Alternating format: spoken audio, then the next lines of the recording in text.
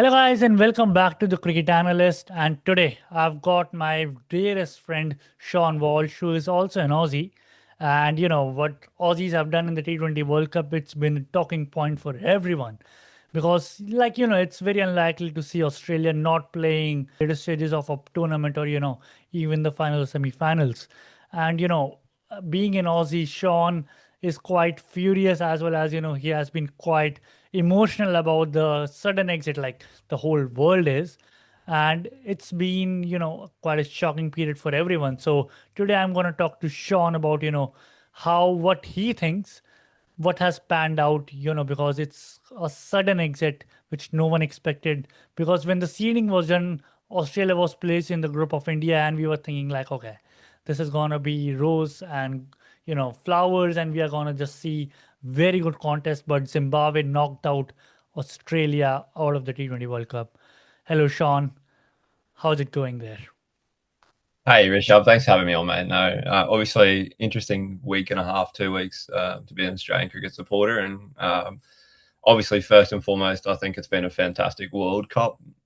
Broadly, I think the Associate Nations have really brought the 20 team World Cup has really brought a really cool mix of melting pot of different cultures and countries. Obviously, yeah, the group that Australia were in, if you look at that on paper before the World Cup starts, you think Super Eights is at least the benchmark. But obviously, as it's panned out, as international cricket is going now, international 2020 cricket in particular, that if you're off on any day that there's any team in the world that can knock over anyone, then we've seen that in this World Cup so far. And yeah, I think Australia's unfortunately just been the beneficiary of a lot of blokes out of form at the same time and a few injuries, obviously. But I think potentially overlooking conditions in Sri Lanka as well. But obviously, we'll get onto that in a bit. So, Sean, like according to you, when Zimbabwe beat Australia, which no one thought it would happen, but Zimbabwe looked on a streak whenever they play Australia because 2007 T20 World Cup they beat them by like a pretty good margin, and this time it was a scintillating performance by Zimbabwe, whether it's batting or bowling. And like Australia also looked a little bit weaker on the bowling side because Josh Hazelwood missed out. Pat Cummins just told in the last moment, like both of them told in the last moment that we are not ready to play the World Cup because of their injuries, and that left a bit of a big hole in the bowling lineup. So, like, if you were to pinpoint that this is where we went wrong, what would that be? Yeah, it's a really good question. And I think you look at the first game against Ireland, and I think everything kind of went to plan there. Obviously, Australia winning pretty convincingly, batting first, putting 180 on, and then the bowlers went to work. I think you're looking at that first game. I think what Australia did really well was they continued ticking the scoreboard over and were busy in the middle overs in particular. And I think Ireland spinners probably weren't at the level that the other three teams were. Obviously, they've got Adair and Dockerell, also Harry Tactor bowled a little bit as well. There's some really good bowlers, but I think you're looking at that's probably the outlier for Australia in the tournament. A few guys got 30s, but no one really went on. And then you obviously look at that next game against Zimbabwe. Yeah, probably. There's a number of different ways you can probably take it. Rishabh, you look at the power play bowling. I think has Mhm. been something that Australia really lacked, and I think particularly in Zimbabwe with Brian Bennett Mm. and Muramami got Yeah. off to a flyer. I think that's probably you if you're chasing if you're playing catch up in 2020 cricket with when you're bowling first. I think it's a really hard format to be able to drag it back. And Mm. you look through that bowling kind of list there. Ben Dorshus went at tens. Marcus Stoinis was okay. He was probably the pick Mm. of the bowlers. And then the spinners just really didn't penetrate. In between Maxwell Kuhneman and Zampa, there was 8 overs bowled there without a wicket, going Mm. that 7, 8, 9 and over. And I think the really good thing that Bennett was able to do, and then Mm. Ryan Bell and then Sikandar Raza come in at the end there with Muramami as well. All four of those Zimbabwean batters were able to just consistently rotate strike and put the bad ball away. And you look at the role that Josh Hazlewood would have played in that 11. I know Mm. Pat Cummins is a fantastic player, but I think Hazlewood's probably the really big loss there. I think if you watch him in the IPL, what he's done in Mm. the IPL ball, he's Right. probably Yeah. probably pound for pound the best Mm. seam up power play bowler in the world. And I think just having that little bit of control at the start was probably lacked there. Marcus Stoinis swings the ball at 125. It's a lot different to Hazlewood bashing the deck at 145. Yeah. I think that extra airspeed as well. But yeah, honestly, I think the big thing with that 170 was probably about par, and then obviously you look at that batting lineup of Green, David, throughout 3 and 4, both going without scoring. Inglis and Head not reaching Mm. 20. Batty Renshaw was fantastic, and I think that's Yeah. something we'll touch on later. Mm. Yeah, but overall, I think Zimbabwe, that game was probably one that Australia probably overlooked a little bit. And you look at the structure of the 11, it's very much that bash and crash and bash Yeah. type. And you look at Australia's best batter, apart from Mitch Marsh, obviously come in and got a couple of 50s towards the back end of the tournament Mm. against Oman and Sri Lanka. Yep. That Matt Renshaw was really good Mm. at just taking strike over, and I think that was probably what was needed on those slow, lower wickets in Mm. Sri Lanka, especially at Premasada. That was probably the game that probably required someone to go with Renshaw as well, but unfortunately, just didn't have anyone to go with him. Like it's interesting, how the scenario played out with, Steve Smith just called at the last minute that, see, Mitchell Marsh is out technically with an injury, so we might need you, and they don't play him. But we'll talk about that later. But I want to, know about this, that is Australia like really taking T20 World Cup seriously? Because see, in what, how many editions, like since 2007 to now 2026, Australia has just won, I think, once or twice, is it? So 2021, yeah, we've won once. So 2021. yeah, 20 And UAE. like apart from that, they have only barely made the finals in the rest of the editions.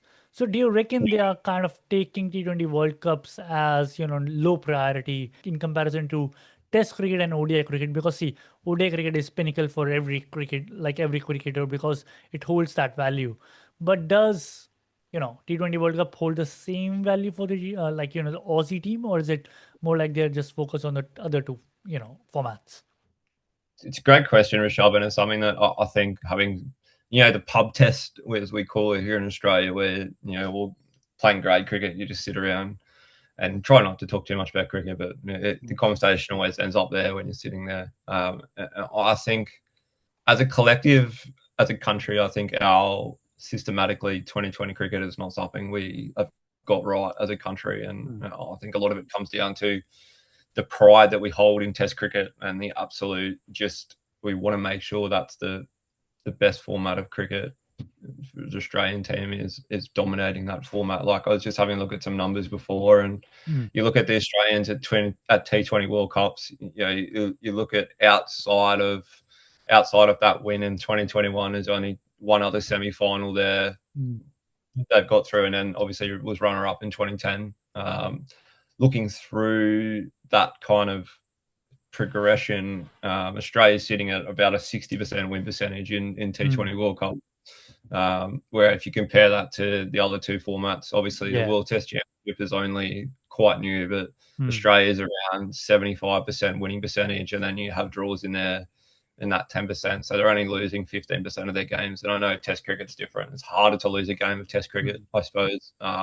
Even 50 over cricket, you look at that, we're sitting at 72% with 6 titles. So I think systematically, there's a few things that you could probably put that down to, Rishabh. I think the big thing is the lack of really good players playing in the Big Bash, Mm. and the national competition, domestic competition is obviously on at the same time, and Cricket Australia obviously has to their small window for revenue that they need to Yeah. put both on at the same time. And someone said a really good quote the other day. I can't remember where it was from, but the Big Bash is the dessert to the really nice 3-course meal of game of a day of Test cricket during the Yeah. summer. And Mm, all of our best 2020 players are fantastic players in their own right. You look at, mm, we'll go through the list later, but you look at some of those players and what they, one, demand at auctions, or two, how many leagues around the world they play in. These guys are really good individual 2020 players, but as you said, as a culture of a team, I think 2021 was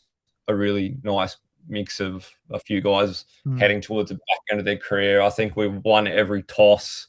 Like in the Dubai, everything had to go right. Like it was one of those things where everything just went right. And I'm not discrediting that team. Mm, Obviously, Aaron Finch, and that was a really, really fantastic win during COVID. But yeah. you look at that kind of list you go through there. Australia obviously holds such a massive benchmark for our national teams, and Mm, it's a great question. I think systematically in Australia, I think we can't be good at everything, and mm, I think that's been the mindset for so long. And I think the more that we specify and specialize our lineups as well, I think we're probably the one country in the world that carries players across yeah. formats more than Format. any other format. Mm, You look at a Cam Green, Travis Head, Mitch Marsh. I know it's not currently playing Test cricket, but has in the last 18 months. yeah. Hazelwood Cummins. I'm sure I'm forgetting someone. Josh Inglis. Those type of players that are expected to play three formats, and it is quite a challenging thing to do. Mm. No, it's true. Like this is a good point that you've mentioned that, Australia tend to, mix players across formats because there are not enough match winners which have come throughout the BBL. Like we have got Connolly and the guys like that, but they haven't fared at all. They have been looking like they're playing a seventh grade cricket match which they just can't digest, that they can't just perform, and it's just looking like low average cricket they are playing. And they have just been put through this burner that okay, you have played decent amount of BBL, now you should be able to perform in T20 as for Australia, which surely hasn't happened. So what, like, do you reckon talent from the BBL is being benefited for only for overseas players like Finn Allen, Tim Seifert? These guys just caused havoc in the in the league stage in the T20 World Cup, whereas our openers just sort of fired, but it was more like these guys have been in the run of cricket in the BBL and now they're carrying their form in the T20 World Cup. Whereas Cooper Connolly, who was in the mix of Test cricket and everything, but hasn't done very well, and he's just come into the T20 World Cup just looking like, where am I? Like this is a different Yeah. world I'm playing in. No, it's a really good shout, man. And I think part of it is that these players are superstars in their own franchises. You look at Cooper Connolly batting four for the Perth Scorchers, and bowling his 4 overs. You look at someone like Marcus Stoinis, bats five for the for the Melbourne Stars. Nathan Ellis, bowls his 4 overs and captains the Hurricanes. I think there's been a slight issue with trying to fit our best six batters or our best seven batters into a consistent lineup. And you look at like a great example. I think it might have been Josh Inglis batted in three different spots during the Spots. World Cup. Yeah. He opened one of that first game. Yeah. He's been shuffled around the order.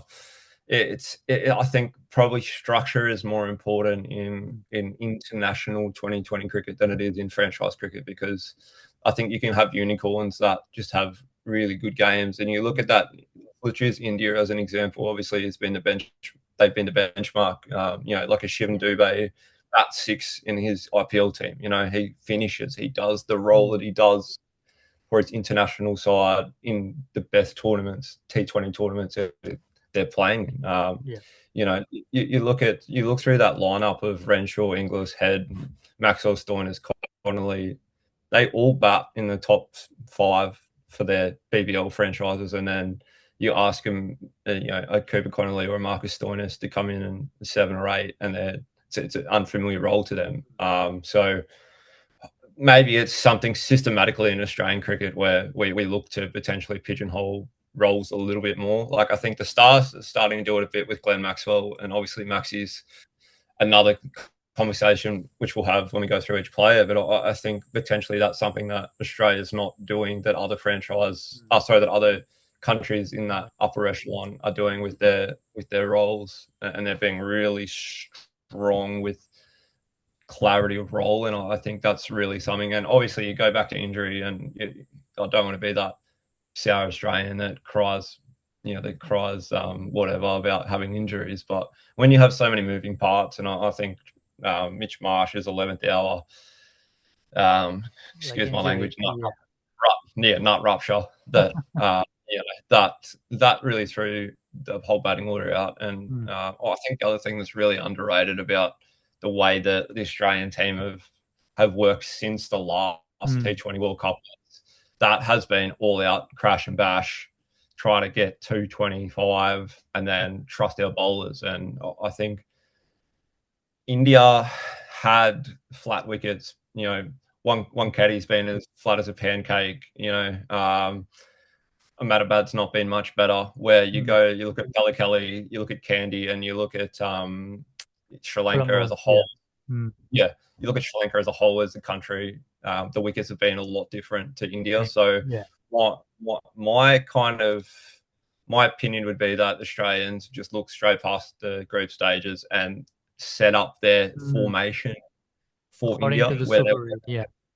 where they were going to get flat wickets and just be able to hit through the line. Mm, Uh, I think that's probably something that potentially might get overlooked a little bit. mm, But the 2 years before, like they won 16 of 19 games before they went to Pakistan yeah. For that series. So obviously something was working, but Yeah. it's just potentially more horses for courses Mm, selections rather than trusting a I suppose a formation that's mm, worked on flat wickets in Sydney and in the West Indies. And I think potentially Australia maybe got a little bit too much confidence from the mm, West Indies in terms of the way that the conditions were. I think yeah. the wickets earlier in the year in the West Indies. Mm, When was that? Like July, something like that. July. Yeah. I think I think that those wickets probably didn't spin as much as we would have Mm, expected. So I think that was probably something that maybe the selectors maybe took a little bit too much confidence yeah. from that. But that's again just my opinion. But I think that's Mm, something that might be looked at in the next 2 years. Obviously, the next T20 World Cups here in Australia, and then yeah. there's Olympic Games 3 4 months after that. So there's Mm, going to be obviously a lot on the plate for the Aussies coming up. yep. So, like, we need to talk about Glenn Maxwell, as you mentioned. Like, is he, sort of losing his mojo in T20 cricket? Because, see, he like sort of left, like he was pushed out of IPL, to be honest, like from Punjab Kings. He didn't perform there. He has sort of started to lose his mojo in T20 cricket as well. Like he can perform in Australia at certain moments, but outside he has been just sort of ineffective. Like his bowling comes in handy, but is he nearing his end? Because see, he's also started to take coaching roles across formats and just trying to help young cricketers. He has been a businessman more than a cricketer. He has been. So like, do you see Maxwell retiring in the next let's say a couple of months, or after the IPL, that okay, I'm sort of done with this format and now I just want to play a little bit of overseas leagues, just try to be in touch with the sport, and just sort of not push around selectors with my previous reputation, and just holding that spot where someone could be trained, or just could be breeded for the next T20 World Cup happening in the next couple of years. Yeah, it's a really good point. And I think, pardon me, you look at Maxi's record in the last 18 months, 2 years in all forms of cricket.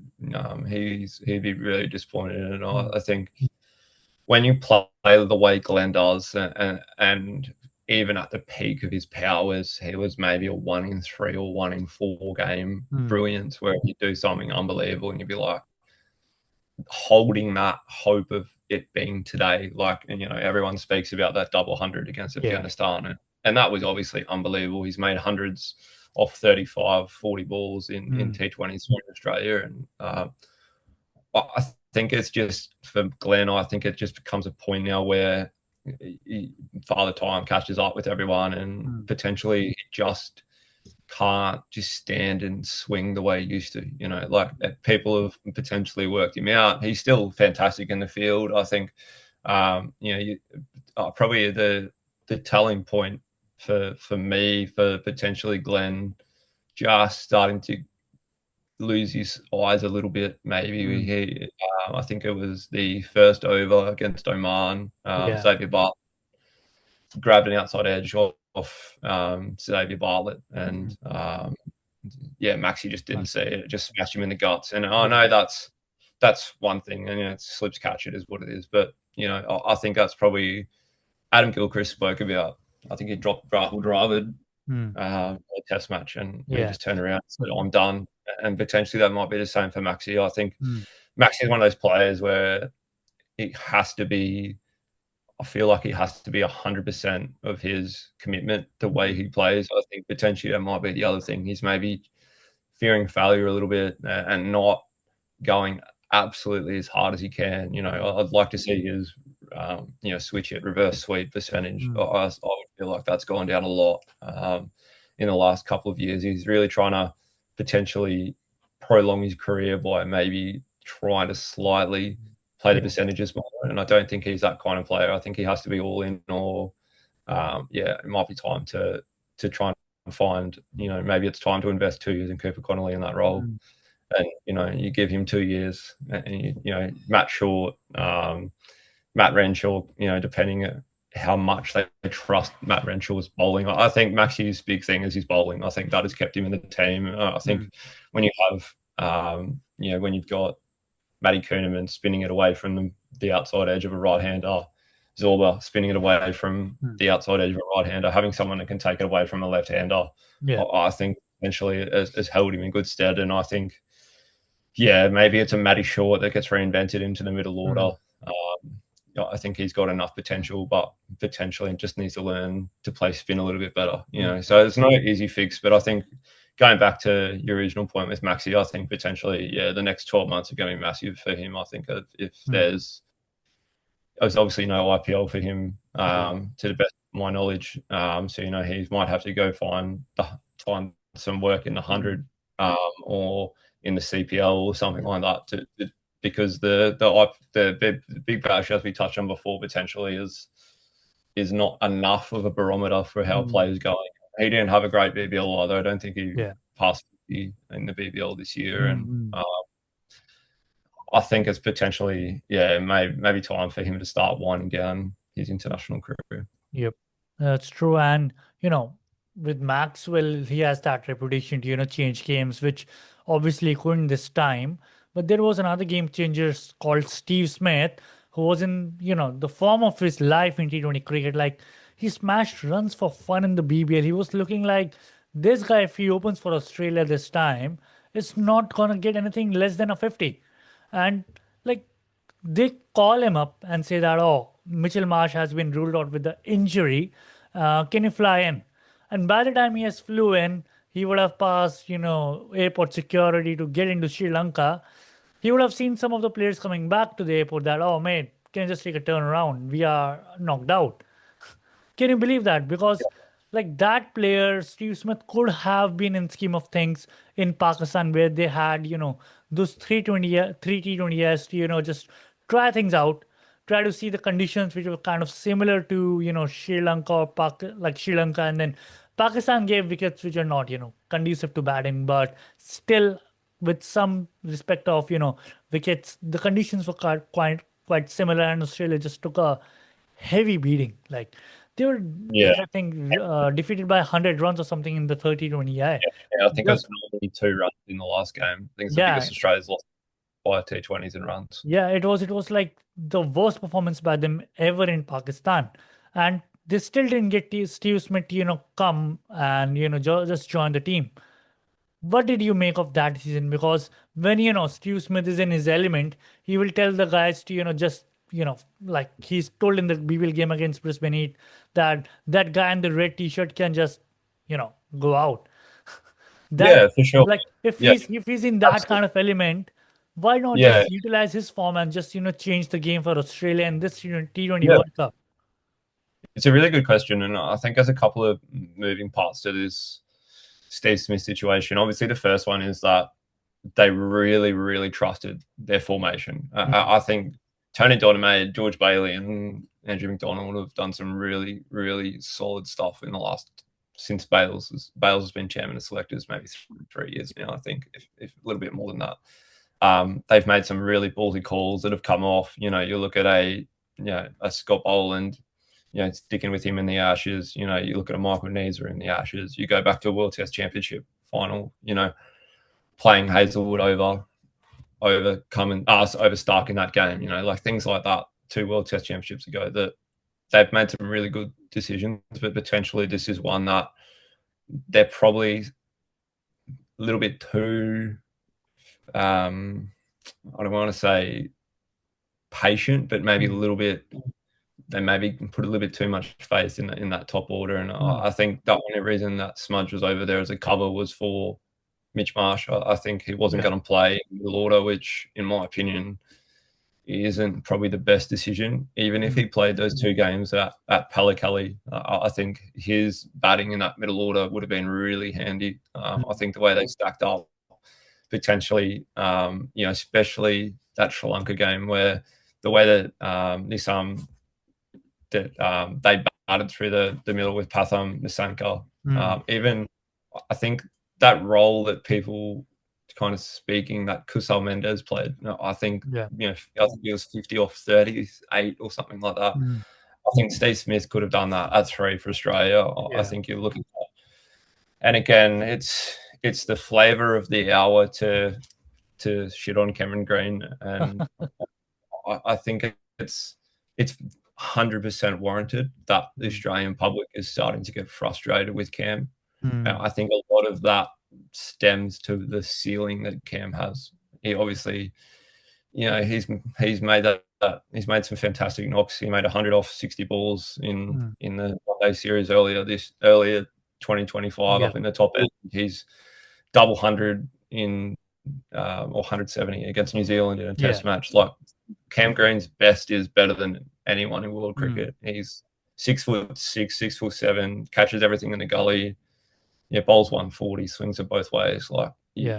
if you could make an Australian cricketer in a lab, it would pretty much look like Cameron Green. But unfortunately, I think for Greeny, between his left and right eardrum, I think there's a lot of trouble at the moment. I think he really needs to get potentially away from the system a little bit, similar to what Marnus did before this test summer, and really just work his game out mentally. I think the hard thing that he's got with this expectation is that he's trying to play across 3 formats. Like Yeah. Alex Malcolm, who's a fantastic cricket writer, obviously Mm, from ESPN Cricket Info, said a really nice quote the other day where for 3 months a year he's trying to take the ball off the top of off stump yep. and let it go through the keeper or play the straight bat, and then the other 3 months a year he's trying to take a ball off the top of off bail and hit it 30 rows back over mid wicket, Mm, and they're totally different skill sets. yeah. I think he's probably not in Australia's best 11 in Mm, T20 cricket right now. I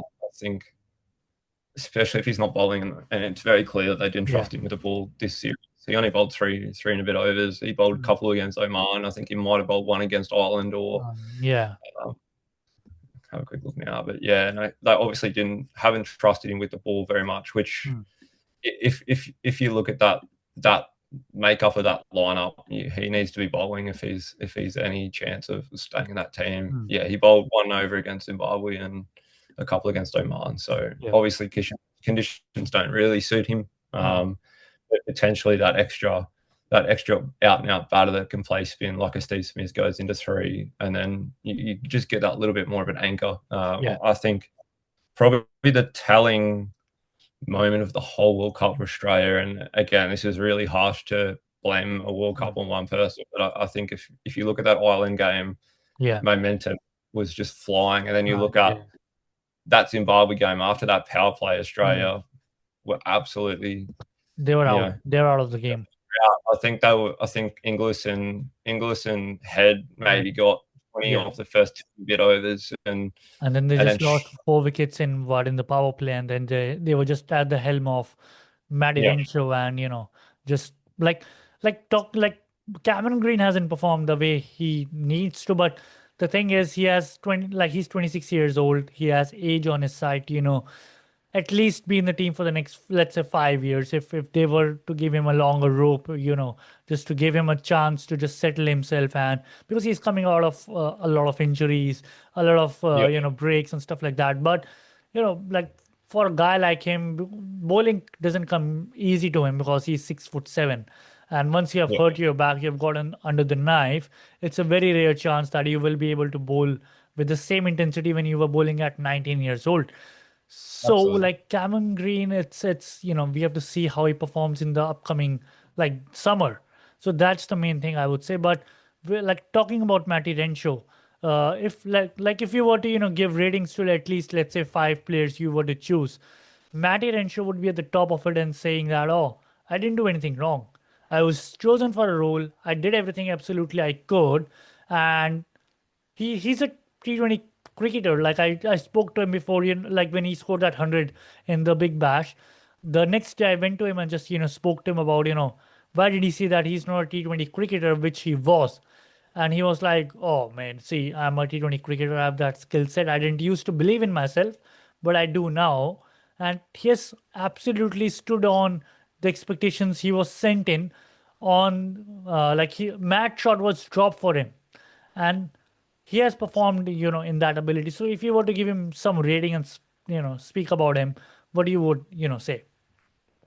Yeah, massive, massive, massively proud of Renners. Obviously, as a Queenslander, you watched his progression really Mm, closely in the last 10 years. Obviously, the turtle opening the batting for Australia, baby face 21, 22 year old chubby yeah. little kid from Toombul, and kind of potentially unfairly treated, and wasn't given a long enough rope at the top of the order. But that's obviously a question for another time. And for him to go back and reinvent himself, and I think we've seen it at a grade level for Toombul in the last 2, 3 T20 maxes. He's just been unbelievable. And obviously for the Heat this year, he was comfortably the best player for the Heat this year. I think his ability to, I think because Reynolds has always had that gear of being able to knock a ball around. I Mm, think his fitness is definitely something that's helping that. He's running really hard between the wickets, yeah. and that 65, Against, was yeah. it was 14 twos or I something like think that in that. I think they ran 22 twos in one of the games they played. Was it? I think either it was Ireland or it was Zimbabwe, where they Marcus Stoinis and him together ran like 22 Yeah, doubles. yeah, it was Ireland. Yeah, it was Ireland, and that's probably the blueprint Australia needed to stick with. And I think that Yeah. was what was surprising about that Sri Lanka game. You look at that Sri Lanka game, and you look at their bowling attack. I think they had 1, 4, 8, 12. They bowled 11 and a half overs of spin. Mm, And I think if you look at that middle order, Green out by a spinner, David out yeah. by a spinner, Maxwell out by a spinner, Stornis Mm, out by a spinner.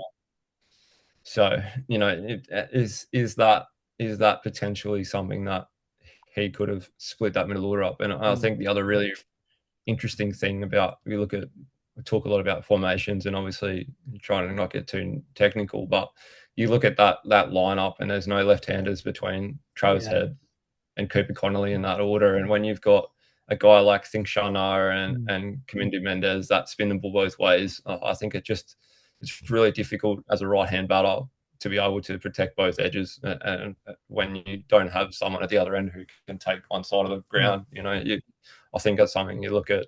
You keep going back to these teams that have gone through. Look at New Zealand; they've got a really nice balance of Mark Chapman, yep. Devon Conway, Mark Chapman, Mitch Santner. Australia has gone very right-handed heavy this World Cup as well, and I think Mm, that's the other thing Renshaw could have helped break up that cycle and that momentum that the spinners were able to get. yeah. Because little things are not having to change the field every ball, and Mm, little things, as you've played the game, that it just, as a spinner, it can be really difficult to set into a rhythm. And when you've got mm, 5 guys out as a spinner in those middle overs, it's really nice to just be able to bowl your ball, get hit down the long off for yep. one, walk back to your mark, grab the ball, do it again. It's really, you get into a really nice rhythm. But having to change the field, having to do things like that can really break momentum Yep. of bowling innings. So really, really interesting selection to not play him against Sri Lanka. I Mm. think, again, looking at that setup of that 11, that was probably their best 11 on paper, Yeah. according to Gordon Maid, Bailey, and Mm. McDonald going in. We have Marsh, Head, Green, David, Inglis, Maxwell, Stoinis, Connolly, and then the Yep. bowlers. I think that was the formation I've always wanted to look to Mm. go towards, but I think in these conditions, it probably didn't work. Even Yeah. Cooper Connolly bowls so well in the Big Bash because he Mm. bowls really nice arm balls and really nice square seam balls that are really dangerous on flat wickets where the ball Mm. can skid on. But when you've got slower tennis ball Turners. bouncy, Yeah. Yep. Yep. like Pally was, that he just Mm. sat up. Just like we are short on time, but if you were to, choose your two best players from this tournament, who would that be? Yeah, for Australia, Yep. probably I think Mitch Marsh coming in and making back-to-back 50s. Mm. It probably begs to hope and look that what it would have been if he was able to play all four games. Yep. Obviously, back-to-back 50s, you're striking at nearly 200. And then I think from a bowling point of view, I think you can probably pick one of Ellis or Zampa. I Mm. think Ellis had two really great games Great and games. two Yeah. really disappointing games. I think Zimbabwe and Sri Lanka, which are Mm. the two losses he went Yep. missing, is unfair, but I think he was okay. I Mm. think his change ups are really valuable, and I think Zampa just doing what Zampa's always done. He Yep. Yep. probably, for even to his standards, probably lacked a little bit before that last game. Mm. But yeah, it's probably between Renshaw, Zampa, and Yes. Mitch Marsh. Probably Yep. my three, mate. Yeah. Yep. I think, Sean, we have talked about Australian cricket, just losing it up in this T20 World Cup at length. And, it's been great chatting with you. And, like when you messaged me that, oh, this is, like this is the performance we have had. I was, very keen to talk to you about the whole thing, how it played out. And yeah, it's been a wonderful chat. I think audience would have enjoyed your thoughts and, how we have seen Australian cricket. But yeah, thank you so much, Sean, for taking out time and having a chat. Thanks, mate. Really appreciate it. Yeah, looking forward to the rest of the World Cup, and it should be really nice little Super Eights matchups. So we'll see who comes out on top. Hopefully, it's India. And thanks so much, guys, for watching this.